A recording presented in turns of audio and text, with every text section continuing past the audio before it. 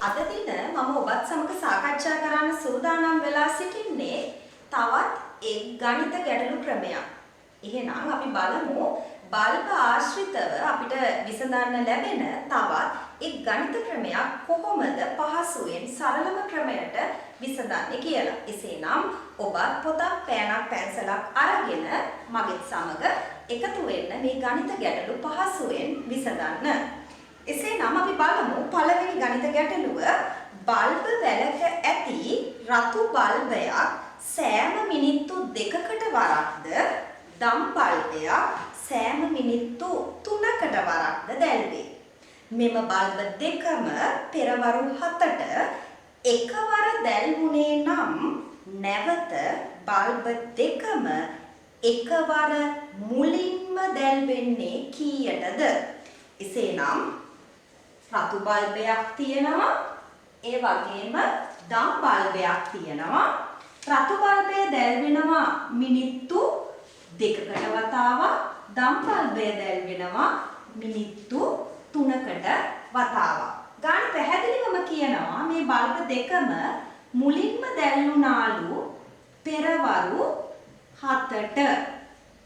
එසේනම් දුවේ පුතේ මෙම ගණිත ගැටලුව හදන්න අපිට ක්‍රම දෙකක් තියෙනවා පාවිච්චි කරන්න පුළුවන්.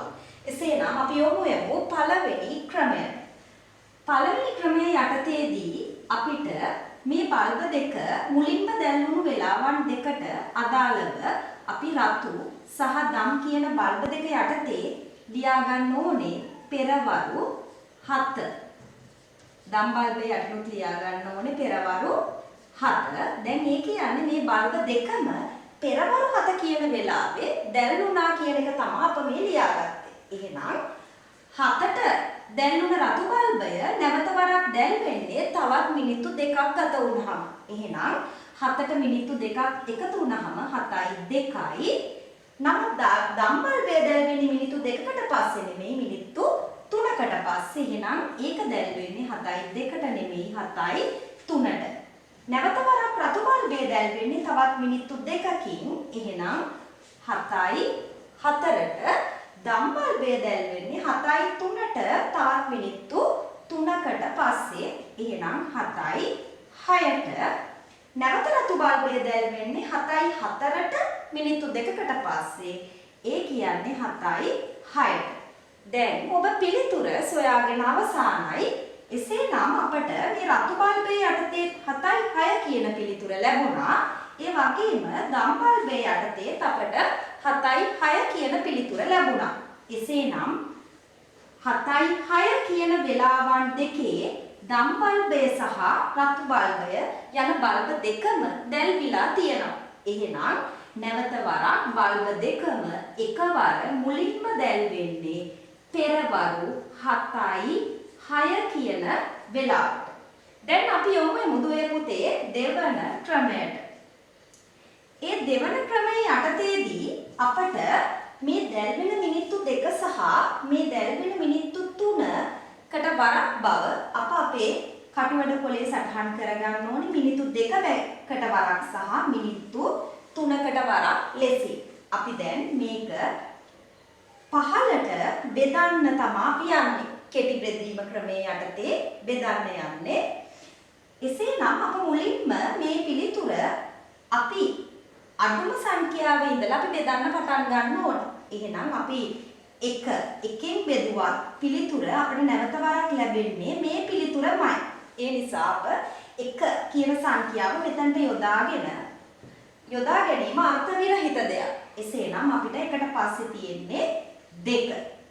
දැන් දෙකෙන් මේ සංඛ්‍යා දෙකෙන් එකක් බෙදෙන බව ඔබට පැහැදිලි. එහෙනම් 2 දෙකෙන් බෙදුවහම 1යි 3 ඉතිරි නැතිව දෙකෙන් බෙදෙන්නේ නැති නිසා අපි එතනට 3ම දාගන්න ඕනේ. නැවත වරක් අපි කල්පනා කළොත් අපිට මේක නැවත දෙකෙන් බෙදන්න බෑ. මොකද 3 දෙකෙන් බෙදුනේ නැති නිසා අපි ඊළඟ සංඛ්‍යාව අපි 3 ගන්නවා.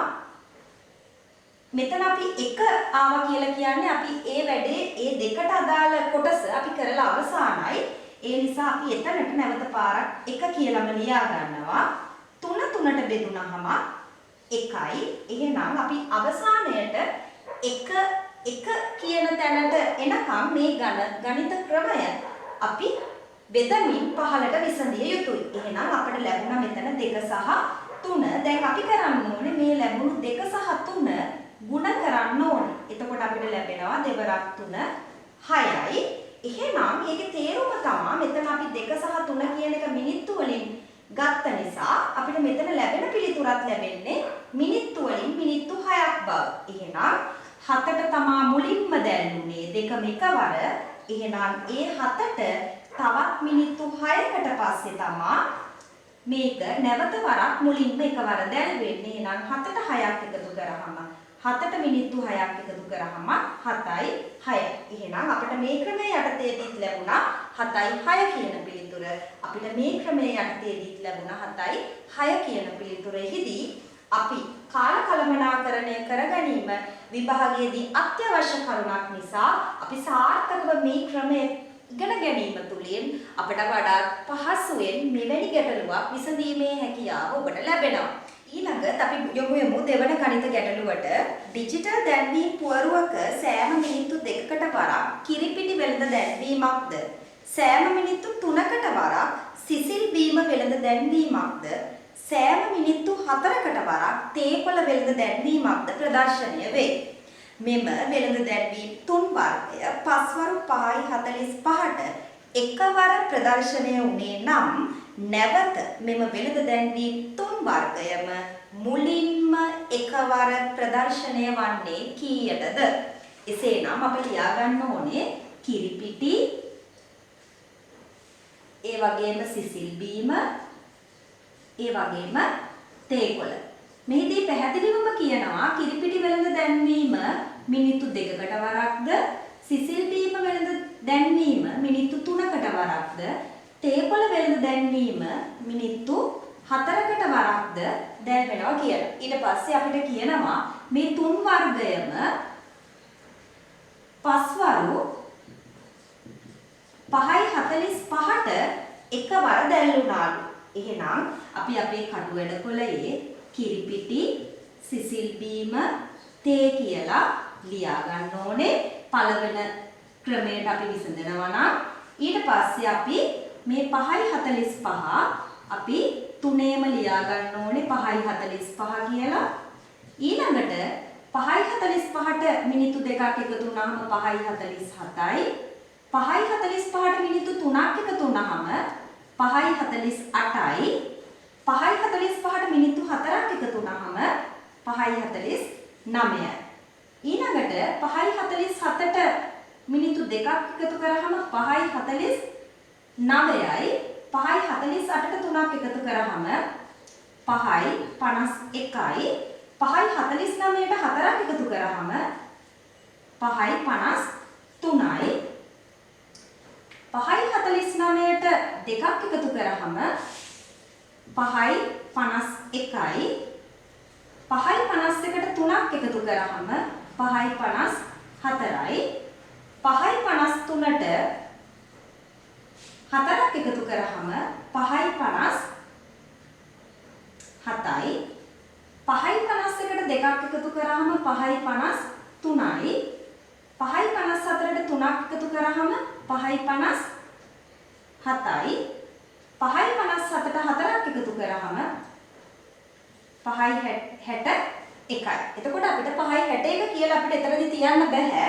ඒ නිසා අපි එතන 5යි 61 වෙනුවට 6යි 1 කියලා සටහන් කරගන්න ඕනේ. ඊට පස්සේ 5යි 53ට 2ක් එකතු කරාම 5යි 55යි. 5යි 57ට 3ක් එකතු කරාම 6යි. 6යි 1ට 4ක් එකතු කරාම 6යි 5යි. ඊළඟට 5යි 55ට 2ක් එකතු කරාම 5යි 57යි. දැන් අපිට පිළිතුර ලැබිලා අවසන්. ඒක තේරුම තමයි දුවේ පුතේ දැන් ඔබට තේරෙන්න ඕනේ මේ 5යි 57 කියන පිළිතුර මේ බල්බ 3 වර්ගයේම අපිට සටහන් වෙලා තියෙනවා. එහෙනම් 5යි 45ට දැල්ුණා මුලින්ම එකවර මේ තුනම ඊළඟට තුනම එකපාරටම දැල්වෙන්නේ මේ 5:57 කියන වෙලාව. දැන් අපි බලමු මේ ක්‍රමය අපි අපේ දෙවැනි ක්‍රමය යටතේ අපිට මේ පිළිතුරම අපිට ලබා ගන්න පුළුවන්ද කියලා. එසේනම් අපි එතනදී මුලින්ම මේ වෙලාව නෙමෙයි ලියාගන්නේ මේ 2 3 සහ 4. ඊට පස්සේ අපි බෙදනවා. අපිට පේනවා මුලින්ම සංඛ්‍යා දෙකක් තියෙනවා දෙකෙන් බෙදෙන. ඒ නිසා අපි දෙකෙන් බෙදෙනවා. 1යි 3 දෙකෙන් ඉතිරි නැතුව බෙදෙන්නේ නැති නිසා ඔබට මතක ඇති අපි මේකට 3ම දා ගන්නවා. ඊළඟට 4 දෙකෙන් බෙදෙන නිසා අපි දා ගන්නවා 4 දෙකට බෙදලා 2යි කියලා. ඔබට නැවත වාරයක් පේනවා මෙතන දෙකෙන් බෙදෙන සංඛ්‍යාවක් තිබෙන බව. ඒ නිසා අපි නැවත වරක් දෙකෙන් බෙදනවා. ඒක අපි දෙකේ කොටස මෙතන කරලා අවසానයි. ඒ නිසා අපි එතනට එකම දා ගන්නවා. 3 දෙක දෙකෙන් බෙදලා 1යි කියලා දානවා. දැන් ඔබට පේනවා අපි කොටස් දෙකක් එක දක්වාගෙන අවසానයි. දැන් අපිට ඉතිරි සංඛ්‍යාව අපිට 3 අපි කෙලින්ම අපිට බෙදන්න පුළුවන් 3න්. ඔන්න දැන් අපිට 1 1 1 කියලා අපි අවසානයේ ගොඩනගා ගන්න ඕන අවස්ථාව දැන් අපිට ලැබිලා අවසానයි. දැන් අපි මොකද කරන්නේ? 2 2 3 කියන එක ගුණ කිරීම 2 ගුණ කිරීම 2 ගුණ කිරීම 3 කීයද කියලා අපි බලන්න ඕනේ. දෙවරක් 2 4යි 4 වරක් 3 12යි. එහෙනම් අපි මේ 2 3 4 ලබා ගත්තේ මිනිත්තු වලින්. නිසා අපිට මෙතන මේ 12 ලැබෙන්නේ මිනිත්තු වලින් බව ඔබට පැහැදිලි. එහෙනම් එකවර දැල්ුණා 5යි 45 කියන වෙලාවට නැවත තවත් මිනිත්තු 12කින් තමයි මේ බල් 3 මේ කිරිපිටි දැන්වීමත් සිසිල් බීම දැන්වීමත් තේකොළ දැන්වීමත් ප්‍රදර්ශනය වෙන්නේ. එහෙනම් අපි 5:45ට 12 එකතු කරන්න ඕනේ. 5යි 2යි 7යි 4යි 1යි 5යි 5යි. දැන් ඔබට පැහැදිලි අපිට මේ ක්‍රමයේ යටතේදීත් ලැබුණා 5:57 කියන පිළිතුර. මේ ක්‍රමයේ යටතේදීත් ලැබුණා අපිට 5:57 කියන පිළිතුර. එහෙනම් බොහොම පැහැදිලි මෙම වෙළඳ දැන්වීම තුනම නැවත එකවර දැල්වෙන්නේ 5:57ට බව. හරි. එසේනම් අපි බලමු තුන්වෙනි ගාන. නවතායන යුද නෞකා දෙකක් අතරින් සෑම මිනිත්තු 30කට වරක්ද අනෙකෙන් සෑම මිනිත්තු 45කට වරක්ද වෙඩිල්ලක් බැගින් නිකුත් විය. මෙම නෞකා දෙකෙන්ම එකවර වෙඩිල්ලක් පෙරවරු 9:30ට නිකුත් විය. ඒ අනුව නැවත මෙම නෞකා දෙකෙන්ම එකවර මුලින්ම වෙඩිල්ලක් නිකුත් වන්නේ කීයටද? එසේනම් අප පෙර පරිදිම පළවන නෞකාව දෙවන නෞකාව කියලා සටහන් කරගන්නවා. පළවන නෞකාවේ මිනිත්තු 30කට වරක්, දෙවන නෞකාවේ මිනිත්තු 45කට වරක්. මේ නෞකා දෙකෙන්ම එකවර මුලින්ම වෙඩිල්ලක් නිකුත් උනේ පෙරවරු 9:30ට.